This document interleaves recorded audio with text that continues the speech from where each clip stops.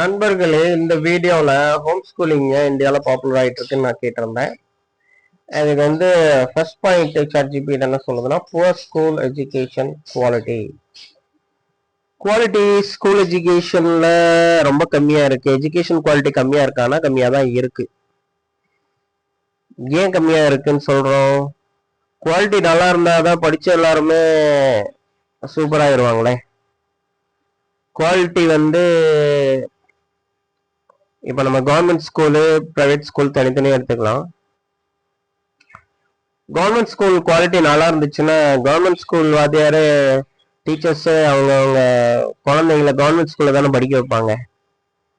Government school வாத்தியாருங்க teachers salary வாங்குறதுல மட்டும்தான் குறியா இருக்கிறாங்களே ஒழிய கவர்மெண்ட் ஸ்கூல் குவாலிட்டி இம்ப்ரூவ் ஆகணும்னு அவங்க எல்லாம் சேர்ந்து என்னைக்காவது முயற்சி பண்ணிருக்காங்களா? சம்பளம் கம்மியாகுதுன்னா எல்லாம் சேர்ந்து போராடுறாங்கல்ல. படித்து முடித்து கோடிக்கணக்கான இளைஞர்கள் வேலை கிடைக்காம இருக்காங்கல்ல. இவங்க லட்சக்கணக்கில் சம்பளம் வாங்கிட்டு இவங்க கவர்மெண்ட் ஸ்கூல்ல இருக்கிற கல்வித்தரம் இம்ப்ரூவ் ஆகிறதுக்கு என்ன பண்றாங்க? இன்னைக்கு நியூஸ்ல என்ன அதிகமா பாக்குறோம்?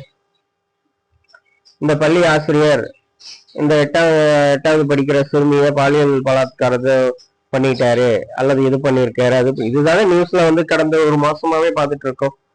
கடந்த ஒரு சில மாதங்களாக வருடங்களாக இதுதான் வந்துட்டு இருக்கே ஒழிய இந்த அரசு பள்ளியில படிச்ச இந்த மாணவியர் இதை கண்டுபிடிச்சிருக்காங்க. இந்த அரசு பள்ளியில இருந்து இந்த சாதனை நடந்திருக்கு, இந்த ஸ்போர்ட்ஸ்ல போய் ஜெயிச்சு உலகத்துல போய் சாதிச்சுட்டு வந்திருக்கிறாங்க, இல்ல இந்த அரசு பள்ளி ஆசிரியர்கள் மாணவர்கள் எல்லாம் சேர்ந்து இந்த சமூக பணியில அக்கறையில ஈடுபட்டு இருக்காங்க. இந்த மாதிரி ஏதாவது நல்ல நியூஸ் பாக்குறோமா?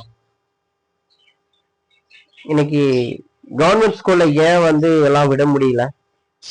கவர்மெண்ட் ஸ்கூல் அரசு கல்வி என்ன அந்த கீழ் ஜாதி மக்கள் மட்டும் படிக்கிறதுக்குன்னு வச்சிருக்கிறாங்களா? அப்படி இல்ல. ஆனா அப்படித்தானே இருக்கு பிராக்டிக்கலா.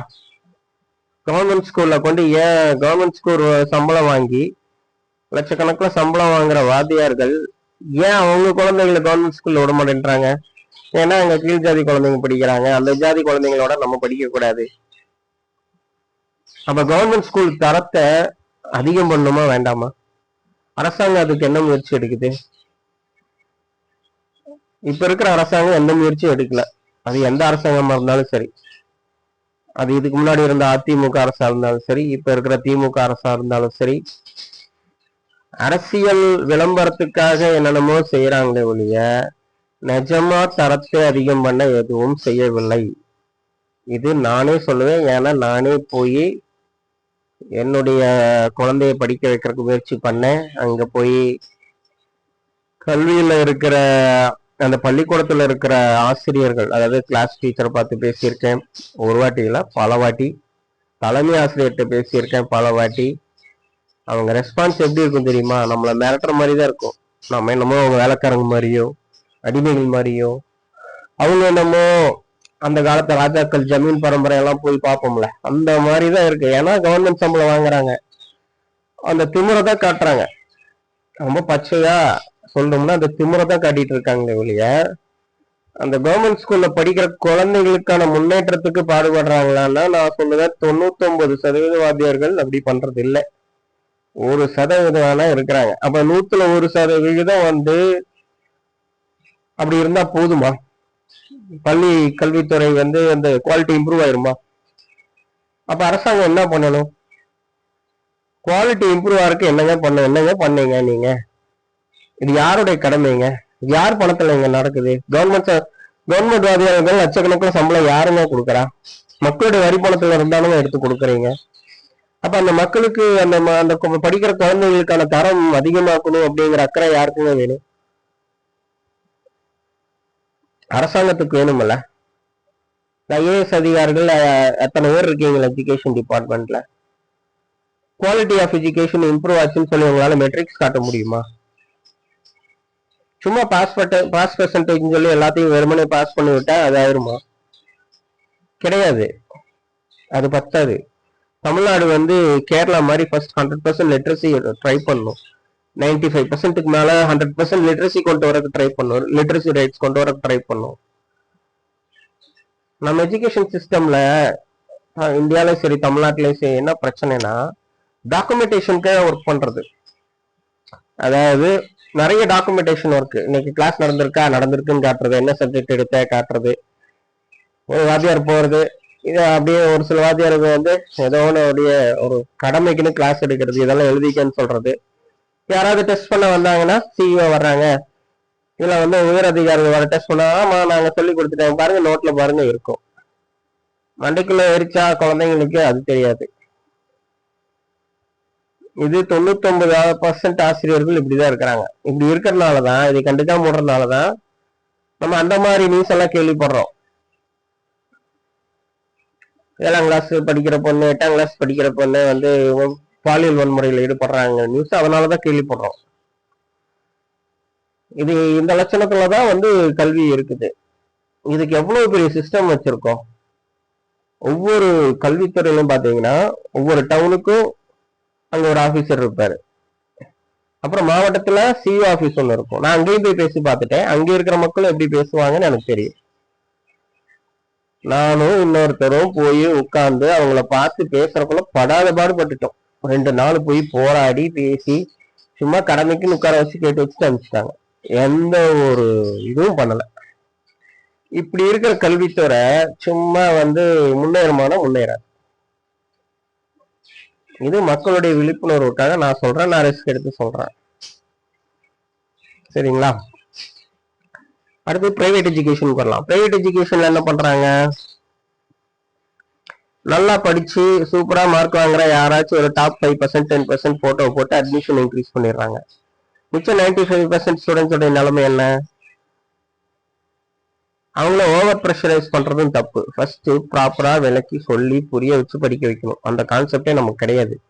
மெமரைசிங் அண்ட் வாமிட்டிங் கல்ச்சர்ல தான் நம்ம இந்த இந்தியன் எஜுகேஷன் சிஸ்டமே போயிட்டு இருக்குது. அப்புறம் பிரைவேட் ஸ்கூல்ஸ் என்னன்னா குழந்தைங்கள ஒரு ப்ராடக்ட் மாதிரி தான் ட்ரீட் பண்றாங்க, மனுஷங்க மாதிரி ட்ரீட் பண்றது கிடையாது. இதை வந்து அப்பா அப்படிங்கிற அந்த தமிழ் படத்துல அழகா எடுத்து காமிச்சிருக்கிறாங்க. சில குழந்தைகளை வந்து ப்ரெஷர் தாங்க முடியாம சூசைட் பண்ற அளவுக்கு போயிடுறாங்க. இதுவும் தப்பு தான். சரி, என்னதான் பண்ணணும் அப்படிங்கிறத ப்ராப்பரா அரசாங்கம் யோசிக்கணும், மக்கள்கிட்ட ஐடியா கேட்கணும், பேரண்ட்ஸ் ப்ராப்பரா பேசணுங்க. வாத்தியார் மிரட்டாம. எந்த ஸ்கூல்ல வந்து பேரண்ட்ஸ் ப்ராப்பரா டீச் பண்றாங்க? கவர்மெண்ட் ஸ்கூல்ஸ்லயும் அது கிடையாது, பிரைவேட் ஸ்கூல்ஸ்லயும் அது கிடையாது. பிரைவேட் ஸ்கூல்ஸ்ல என்னன்னா ஸ்டூடெண்ட்ஸ் பேரண்ட்ஸ் எல்லாம் பணம் சம்பாதிக்கிறதுக்கான ஒரு டூல், அவ்வளவுதான். கவர்மெண்ட் ஸ்கூல்ஸ்ல எப்படிதான், கவர்மெண்ட் வாத்தியார்லாம் நிறைய சம்பளம் வாங்குறாங்க, ஜாலியா போறாங்க, ஜாலியா வர்றாங்க, அதான் நடக்குது. நான் ஒரு கேள்வி கேட்கிறேன், 1 லட்ச ரூபாய் சம்பளம் வாங்க தெரியுது இல்ல?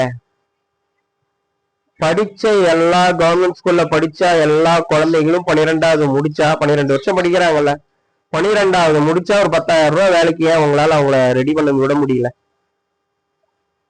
அப்புறம் எதுக்கு 1 லட்ச ரூபாய் சம்பளம் வாங்குறீங்க?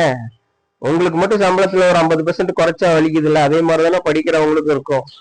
குழந்தைங்க பேரண்ட்ஸ் அனுப்பி வைக்கிறாங்கல்ல, 10 வருஷம் 12 வருஷம் படிக்கிறாங்கல்ல, 12th முடிச்சாவே எல்லா குழந்தைங்களும் 10,000 ரூபாய் குறைஞ்சது சம்பளம் வாங்க முடியும் அப்படிங்கிற நிலைமை இருக்கணும். அந்த நிலைமை இன்னைக்கு இருக்கானா? இல்லை. அது வரணும் ஃபர்ஸ்ட். அடுத்தது lack of individual attention. Individual அட்டென்ஷனே கிடையாது, ஆட்டு மந்தைகளை ட்ரீட் பண்ற மாதிரி தான் ட்ரீட் பண்றது. அடுத்தது unsafe school environment, bullying, harassment, unhealthy peer pressure, push parents to choose home schooling. இதெல்லாம் தான் பல்லிங் இருக்கான இருக்கு. இந்த ரேகிங் மாதிரி சம்பவங்கள் ஸ்கூல்ல நடக்குதானா? நடக்குது, ரொம்ப கொடுமையா நடக்குது. அன்ஹெல்தி பியர் ப்ரெஷர் அது இருக்கானா? இருக்குது. இதெல்லாம் தான் மன அழுத்தம், குழந்தைங்களுக்கு மன அழுத்தம் கொடுத்துக்கிறது. அதாவது கிண்டல் பண்றது, கேலி பண்றது, அதாவது சமுதாயத்துல கொஞ்சம் பணக்காரனாவோ உயர்ந்த ஜாதியோ அந்த மாதிரி ஏதோ ஒண்ணு இருந்துச்சுன்னா மற்ற குழந்தைங்களும் ஃபுல்லா காமெடி பண்றது, கிண்டல் பண்றது, கேலி பண்றது, பாலியல் அழுத்தங்கள் கொடுக்கறது, இப்படி வந்து இதையெல்லாம் கூட உங்களால ப்ராப்பரா கண்டுக்க முடியல. எதுக்குமே ஸ்கூல் நடத்துறீங்க? உங்களுக்கு பணம் சம்பாதிக்கிறதுக்கு என்ன உயிர், இந்த குழந்தைங்களோட உயிர் தான் கிடைச்சுதா? அதெல்லாம் ப்ராப்பரா பார்க்க முடியும்னா ஸ்கூல் நடத்துங்க. அத்தனை டீச்சர்ஸ் இருக்கீங்கல்ல, கோடி கணக்குல பணம் சம்பாதிக்கிறீங்கல்ல. இன்னும் எஜுகேஷன் வந்து உங்களுக்கு பணம் சம்பாதிக்கிற வியாபாரமா போச்சு, அப்படித்தானே நடந்துட்டு இருக்கு. இதுக்கு பின்னாடி அரசியல்வாதிகளோட பினாமி தான் நிறைய. ஒரு ஊர்ல ஒரு பெரிய ஸ்கூல் இருக்குன்னா நான் கேள்விப்பட்டது, ஒரு பெரிய ஸ்கூல் சக்சஸ்ஃபுல் ஸ்கூல்னா அதை ஒரு 100 கோடி ரூபாய் கொடுத்து ஒரு அரசியல்வாதி வாங்கிடுறாரு. இப்படி இருந்துச்சுன்னா எங்க வழங்கும்? இதை முதல்ல மாத்தணும். மக்கள் கேள்வி கேட்கணும், பேரண்ட்ஸ் கேள்வி கேட்கணும், விழிப்புணர்வு வரணும். அதுக்காக வீடியோ போட்டிருக்கேன். அதனாலதான் ஹோம் ஸ்கூலிங் பாப்புலர் ஆயிட்டு இருக்கு. இதுல உங்க கடமை என்னன்னா, இந்த வீடியோவை நீங்க உங்க ஃப்ரெண்ட்ஸுக்கெல்லாம் ஷேர் பண்ணுங்க, ஃபேஸ்புக்ல போடுங்க, வாட்ஸ்அப்ல போடுங்க. உங்க கடமையும் செய்யுங்க, மக்கள் கடமையும் இருக்கு. நம்ம சும்மா இந்த டான்ஸ் ஆடுற வீடியோஸ், நடிகைகள் இது வீடியோஸ், அவங்க காசிப்பு இதே பார்த்துட்டு இருந்தா போதுமா? நாடு முன்னேறுமா? கிரிக்கெட்டு பார்க்க வேண்டியதுதான் ஒரு அளவு. பட் அதை வச்சு நம்ம பெர் கேபிட்டா இன்கம் இன்க்ரீஸ் ஆகுமா? எஜுகேஷன் குவாலிட்டி இம்ப்ரூவ் ஆகுமா?